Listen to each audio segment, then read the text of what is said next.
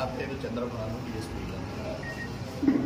నిన్న సాయంత్రం సుమారు 4 గంటల ప్రాంతంలో మాకు ఒక నమ్మదగ సమాచారం రాగా డిగ్రీ కాలేజీ మన అవుట్స్కట్స్లో మా ఎస్ఐ గారు మరియు సిబ్బందితోటి వెహికల్ చెక్ చేస్తుండగా ఒక వెహికల్ ఆపగా తెల్ల కారు, ఆ కారులో ఒక మంచి బండి ఆపేసి పారిపోవడం జరిగింది.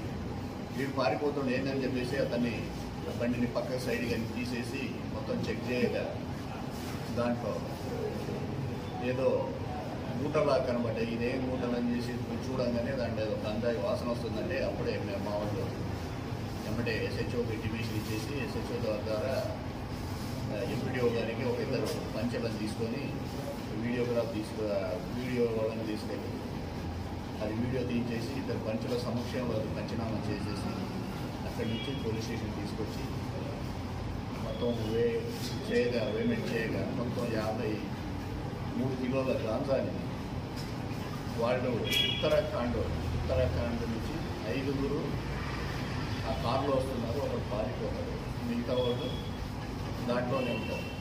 ఎక్కడి నుంచి ఏది వస్తుందంటే వాళ్ళు మేము మల్కాజ్గిరి డిస్టిక్ నుంచి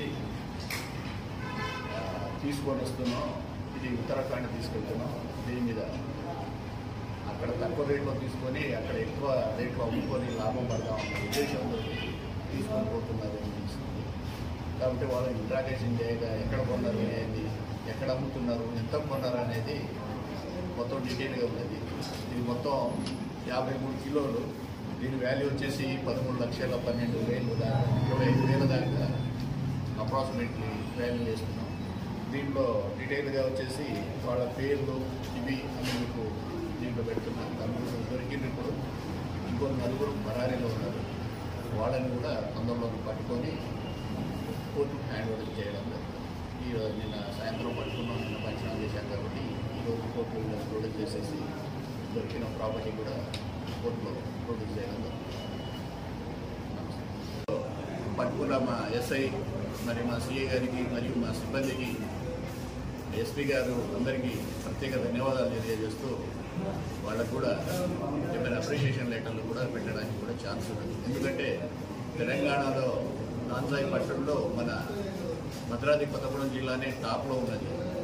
అందులో మేము ఫిజికల్గా రెడ్ హ్యాండెడ్గా వాళ్ళని పట్టుకోవడం జరిగింది. కాబట్టి